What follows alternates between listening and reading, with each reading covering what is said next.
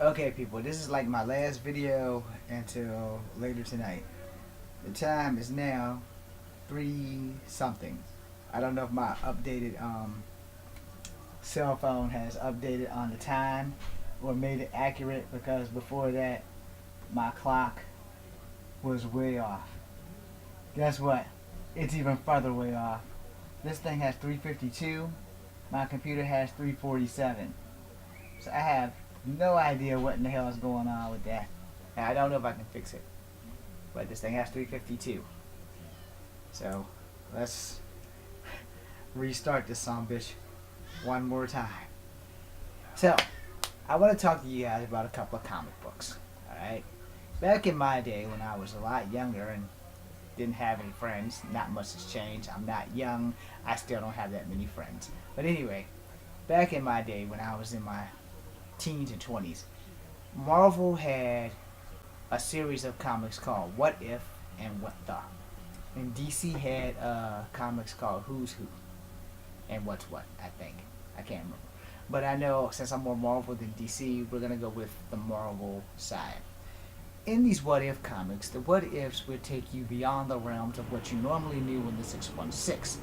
I do not have any What Ifs right here, so I can't give you an in-depth description of a What If comic. But What Ifs was generally comics that featured the Watcher. Yes, the Watcher, those big bald-headed guys with the capes and stuff like that. And a lot of my What Ifs that I have always collected was most of the ones that either involve Spider-Man or the X-Men, and maybe Captain America.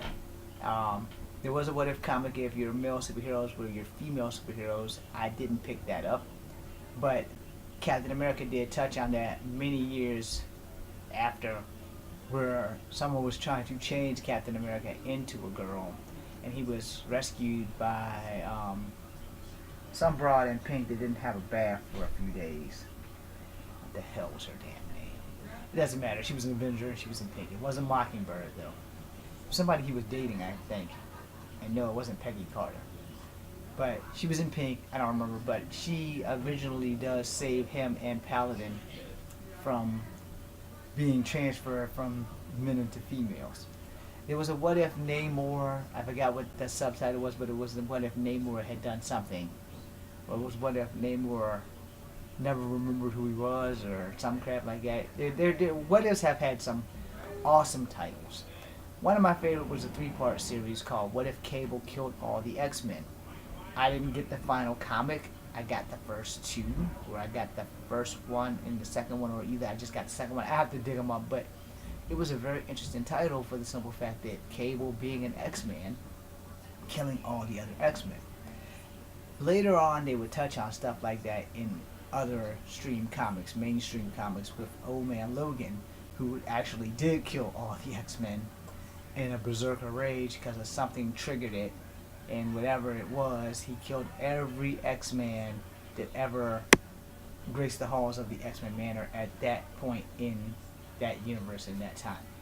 So, with that being said, you have to wonder if some of the What Ifs didn't feed the writers for the mainstream comics, because What If Cable Killed the X-Men was a pretty good comic. If you're an X-Men fan, X-Men have had many of different sagas that will really make you scratch your head. And for you young people who have no idea, your heads will probably explode. And the thing with What Ifs is that they don't really happen. And the Watcher basically is manipulating the story by letting you know if this happened. And What The was very similar. Only What The really was like, really, what the fuck? But then they had even harder titles, and you're definitely like, wow, if this happened. Then they did something about New Warriors. I can't remember what it was. It was What If Nova never became a New Warrior or something. I have that book somewhere. I don't know what I did with it. Unless somebody stole it while I was away in the army, I had it for sure. And there were other What Ifs. They did a What If with Cloak and Dagger, or What If their powers were switched, which came from the actual Cloak and Dagger comic. I can't remember the title of it, but Cloak and Dagger both were actually mutants, but when they were kidnapped by whatever Foundation took them, they did so much things to them that Dagger became light and Cloak became dark, and it wasn't supposed to be that way. So when What If touched on it, What If made it straight up. What If Cloak was Dagger and Dagger was Cloak or whatever.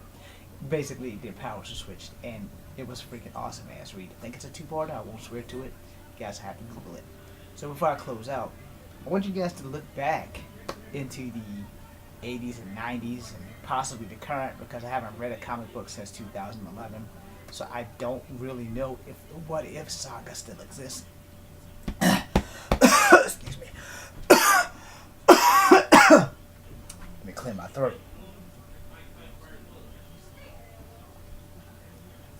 So, if you want to be a good thing about Marvel is that you can always try and find these in the archives, but the What If sagas are awesome, and you should look into them. I'm James Williams Jr. This is my Kung Fu Havoc 2 channel. You guys at Marvel, if you guys want to give me a job, that would be great, because I know that you've retconned everything that I know, so I have no knowledge of everything after 2011. But everything before that, and before the retconning, I have, because I'm a diehard X-Men fan, Guardians of the Earth, that was my movie, Guardians of the Galaxy fan, and New Warriors, X-Men 2099, I have those. So, anything I give you now, it's just BS, because of retconning, but if you want those countless, fabulous, non-existent stories anymore, I can tell them to you. Anyway, I'm James Williams Jr. This is Kung Fu Havoc number 2. Be seeing you.